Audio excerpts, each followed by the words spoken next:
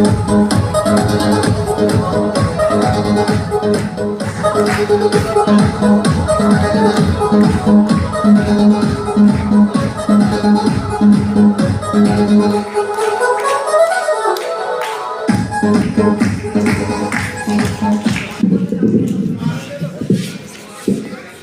কাছ থেকে আমরা অনুভূতি শেয়ারিং শুনবো।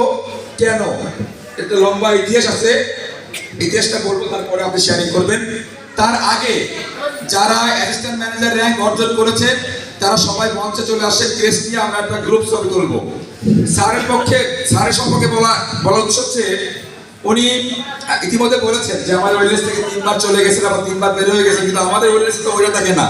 দেখে কি সে অনেকদিন যাবত ওয়েলনেসে আসছেন, ইয়েস নাও, অনেকদিন যাবত আসেন, এবং তার যে র্যাঙ্কটা যাতে হয় সত্যিকার অর্থেই আমরা ম্যানেজমেন্ট অন্তর থেকে খুবই দোয়া করতেছিলাম, কারণ সে আমাদের একজন সেলিব্রিটি, প্রত্যেকটা সেমিনারে সে কি আমাদের একমাত্র প্রেজেন্টার, সো সে কিন্তু এমনিই সেলিব্রিটি, তো তার একটা র্যাঙ্ক হওয়াটা খুবই জরুরি ছিল।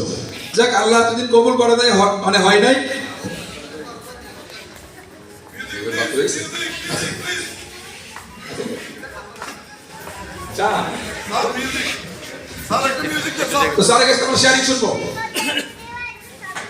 ধন্যবাদ স্যার। আমি শেয়ারিং বলতে আমি অভিভূত, আমি আনন্দিত, আমি উদ্দোলিত, আমি উদ্ভাসিত। আমি কয়েকটা কথা না বললে নয়, আমি ওয়েলনেসে কাজ করতে কোনো চাই না, এটা আপনাদের কাছে বলি। কেন? এমডি স্যার প্রথম যেদিন আমার সাথে দেখা হয় সেদিন উনি একটা টি-শার্ট গাইছেন, আমার মনে আছে। আর আমি একটু নোংরা পোশাক পরে কেন এই জন্য নোংরা পোশাকে গিয়েছিলাম, আমি দেখতে চেয়েছিলাম যে উনি আমাকে কিভাবে ব্যবহার করবেন। আমি যে দেখলাম আমি নোংরা পোশাকে গিয়েছি, তারপরে উনি একটা এমডি হয়ে দেখে আমাকে ভালো মূল্যায়ন করতেছে। আমি তখন বললাম এই কোম্পানির কোনো ভেদ নাই, আমি এত নোংরা ভাবে গেছি এবং আমি যে এমন ভাবে কথা বলতেছি আমি কোনো কথা বলতে পারি না, আমি একটা মাঠের মানুষ, কিন্তু তাও উনি মূল্যায়ন করবেন না।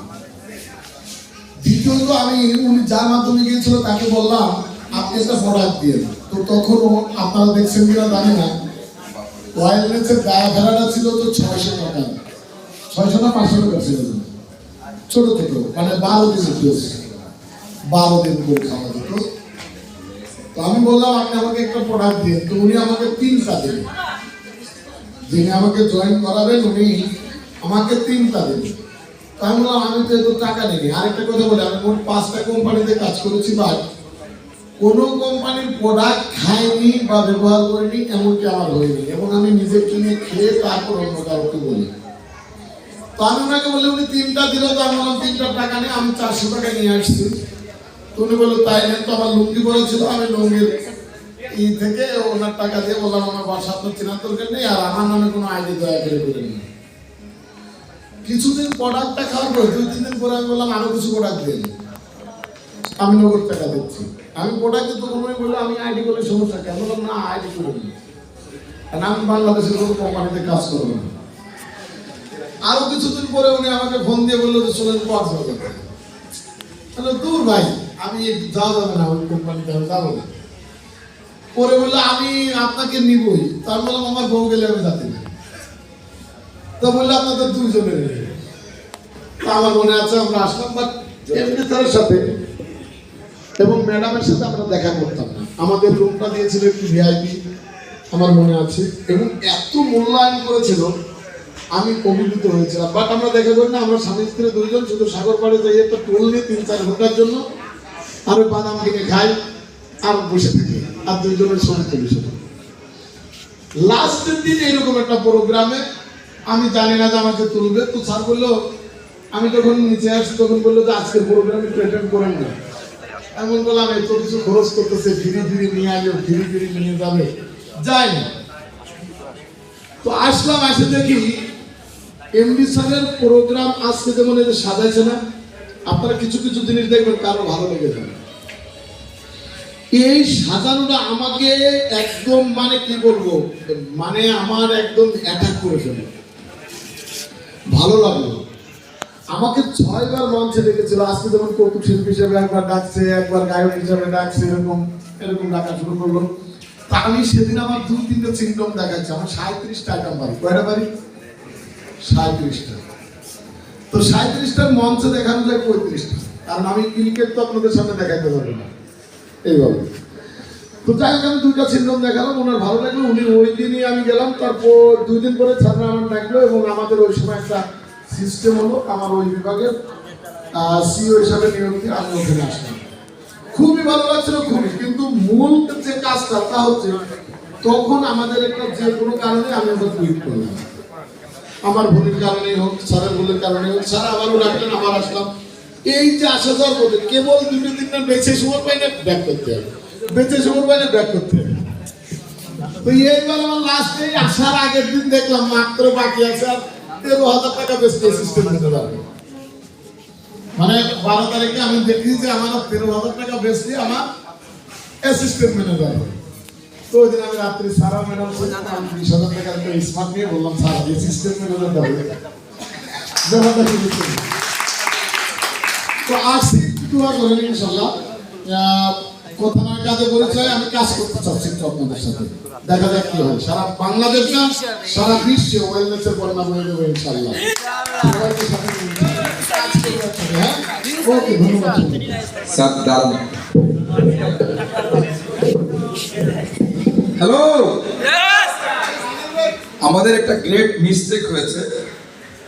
আমাদের নিউ ক্যালিফোর্নিয়ার কৃতি সন্তান, আমাদের চাঁদখিলের গ্রেট লিডার রতন স্যারের ক্রেসটা ভুলক্রমে তৈরি করা হয় নাই, এখানেও নাম আসে নাই, ভুল হয়ে গেছে।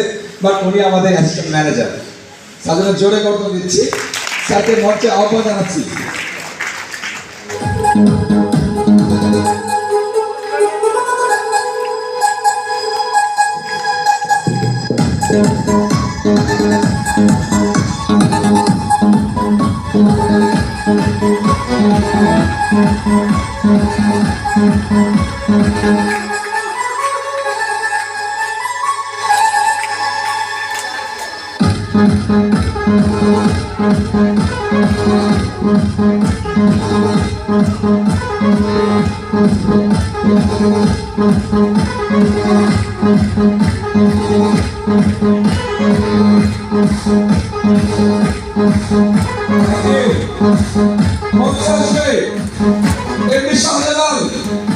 Shahjalal, brand new assistant manager, Shahjalal.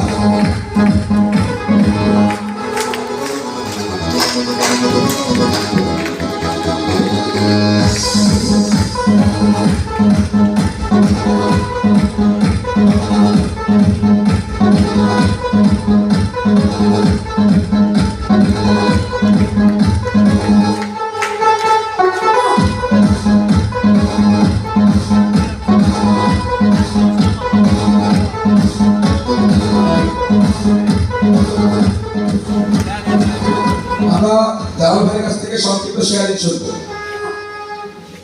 আসসালামু আলাইকুম। কি বলবো, ডিরেক্টর মার্কেটিং এর যে সঠিক সময়। আসসালামু আলাইকুম। আমি প্রথম ডিরেক্টর মার্কেটিং এর সঠিক সময়ে সঠিক সিদ্ধান্ত নিতে পারলে যে সাকসেস শিক্ষকরা বা দাপন করে না যায় তার একটা প্রমাণ। আসলে আমরা এখানে কাজ করতে গেলে যে কোনো কোম্পানিতে ন্যূনতম 3 মাস সময় নেই। এইটা আমরা এখানে 5 মাস সময় করতে আমি অ্যাসিস্ট্যান্ট ম্যানেজার ক্লাস ম্যানেজার পদ অর্জন করেছি। সবার দরকার আছে যাতে এখানে আমি থ্যাংক ইউ।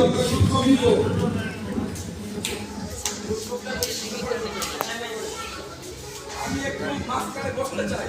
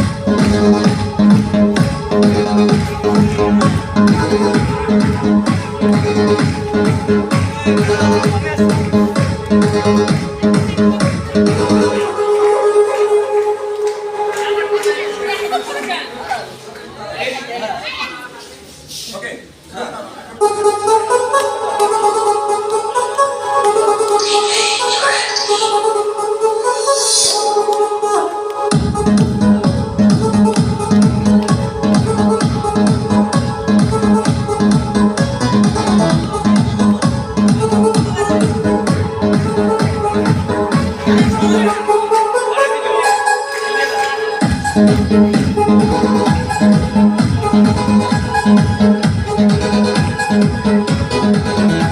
ইউ। একটা ঘোষণা দিচ্ছি যেহেতু ছবি তোলা আছে এগুলা রেকর্ড হয়ে থাকবে। আমাদের ইনশাআল্লাহ নভেম্বরে ঢাকাতে একটা বিগ সেলিব্রেশন প্রোগ্রাম হবে। সেই প্রোগ্রামে যদি এইখানকার কোন অ্যাসিস্ট্যান্ট ম্যানেজার যদি গ্লোবাল যে র্যাঙ্ক জিএসএম যদি অর্জন করতে পারে তার জন্য একটা এক্সট্রা মালয়েশিয়া ট্রফি দেবো ইনশাআল্লাহ। ওকে।